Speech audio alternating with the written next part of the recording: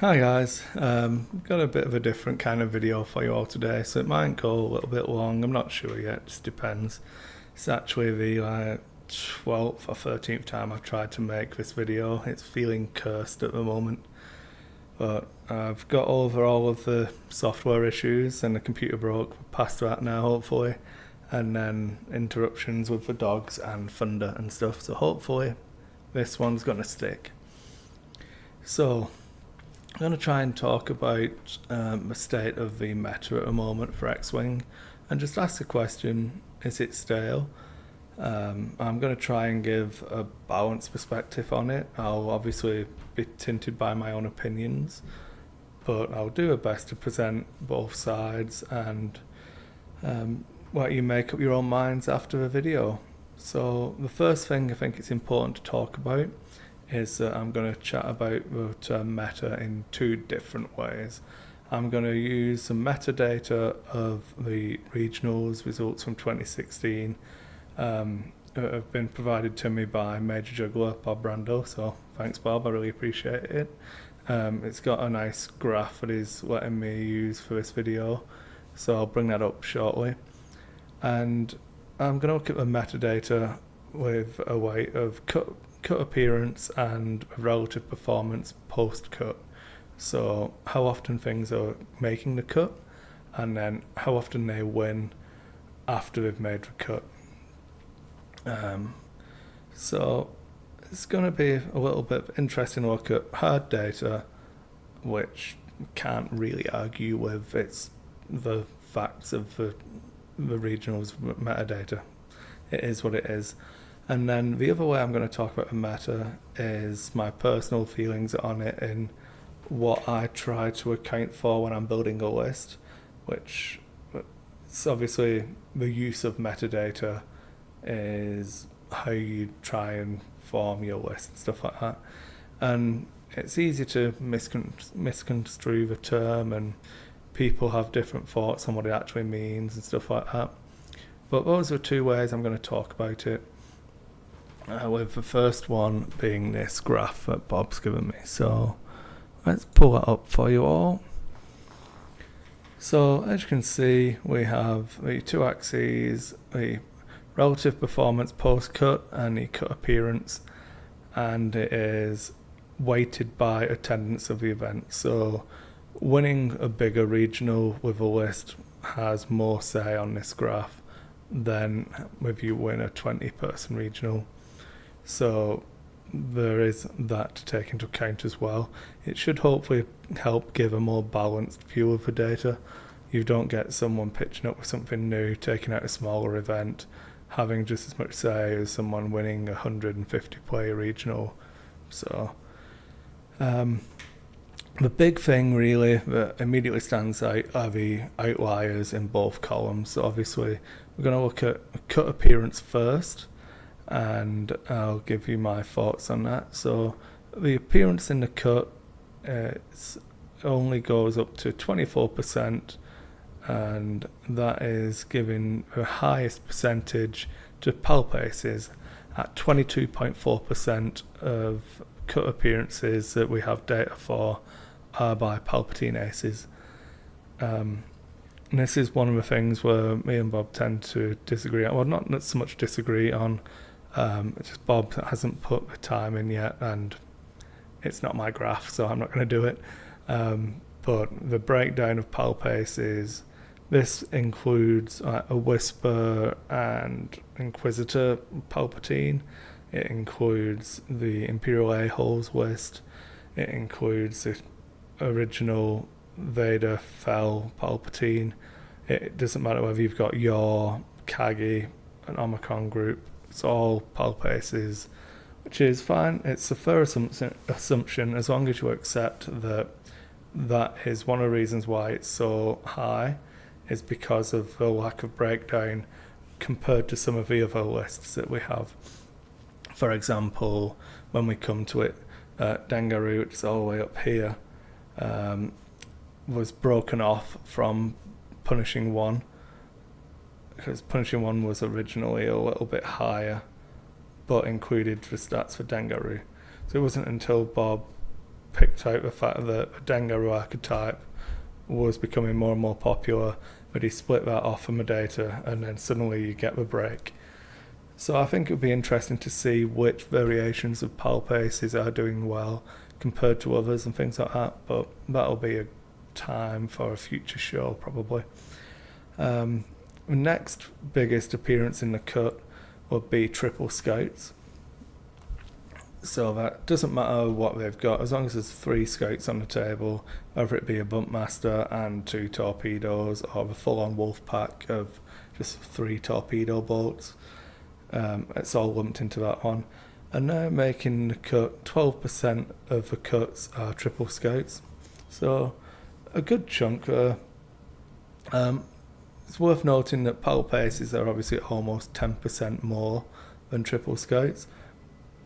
Triple scouts are almost 4% above the next highest. Next highest being miscellaneous rebels. So there's scope in there, but those are the popular lists that are making the cut at the moment. Then when we come to the relative performance post-cut, you have a massive outlier that is Dengaroo. Obviously it's a new on vogue popular list at the moment, being made more and more popular. I know I've already done a video on it. I talked about it on Nova Squadron Radio. I know other podcasts have touched on it and stuff like that. So it's hardly surprising that it's become more popular. It definitely flies differently and involves different things. So I'm not surprised to see it so high up there at the moment. I would expect as people get more used to it, get more counterplay against it, but it'll creep down slightly. I'd expect it to still be sitting above the 150 mark, but we'll see. The key thing to say is that although it's winning a lot more, it's because it isn't making the cut as much. So relative performance is obviously all relative, and that's why it's weighted so highly, because you don't make the cut that often with it, but when it does, you do well because people aren't seeing it as much. And the same kind of thing, obviously the 2 crack swarms, whether they be A-Wing or the TIE Squadron, the Black Squadron crack swarms, they're also pretty good squads, not quite as popular as the triple scouts and Palpaces, and mainly in my opinion because of the demand of having to fly a swarm. It's a lot more grueling of a day for those big events, so that's why I think it's sitting around there. Then I feel like it's worth mentioning that Brobots actually have the 4th best relative performance above triple scouts and Palpaces. So that for me goes to show that they are still a force to be reckoned with. You have to take them into account when planning any lists. They have a good game against triple scouts, they have a good game against crack swarms, and they do well against Dengaroo, ironically. It's all about the matchups for Brobots. If they can avoid the Palpaces and let those get knocked out by other things, I think you're in a very strong chance of winning.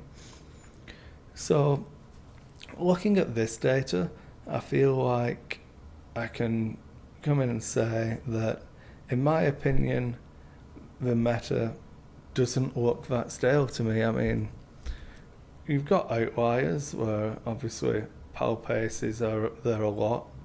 You've got certain squads that are just seem really powerful when you get there, really hard to beat. And then you've got this pack around here. We can probably go to triple scouts and all that stuff. But you've got quite a large group of people sitting at an occurrence in the cut of between 4% and 6%. And then you've got the ones who are performing, an equally large group who are performing at around about that 110, 125% level. And that's obviously this column along here, sorry, this row along here, and then this column along here. So I feel like there's a good enough spread in there that when you consider some of the older metas, I mean, if you're new to the game, I understand why it might seem stale. But having lived through, you either take Whisper or you take Fat Han in Wave 4 meta, I feel like this is a lot more varied. I think that's probably all I'm going to use the graph for, to be honest. I'll come in and I'll just chat about my other thoughts on it. Where's it gone? There we go. So, the other way I wanted to talk about the meta and if it's stale or not was talking about how I actually go about making a list and what I feel you need to account for now. So, for example, if I'm trying to make a take on all comers list to go to an event, I need to be able to take on a fell. It's something I still want to be able to catch or deal with or survive his attacks, as long as you've got some kind of plan for how you're going to go about it. There's the triple scouts that you've got to take into account. The swarms, I still feel like you've got to deal with a dash render if you've not taken into account how you're going to try and pin down and take out a dash with HLC. It's pretty difficult. Dangaroos obviously come into a list. Brobots are always going to be a thing. The new big hit point soaking ships like the VT49 and the BCX 100s, with all things that you've got to consider if you can burn through those hit points, if you can survive the 2 HLC high spiking damage, if you can get through the big alpha strike of a triple scouts, stuff like that. And that's one of the reasons why I think now there is so much more that you have to consider when building a list, that I find it a little bit confusing to talk about a meta being stale, because stale to me would imply that it's the same old thing that I have to do. I don't have to worry about any of that other stuff.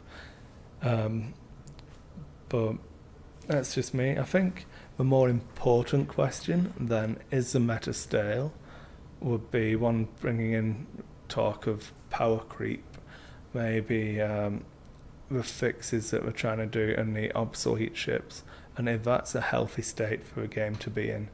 It's not necessarily a stale meta, but more of the divergence in relative power levels of the different ships now. There are more good ships in the game, which I feel adds variety to what you need to account for, but that doesn't necessarily add variety to the top level of a tournament.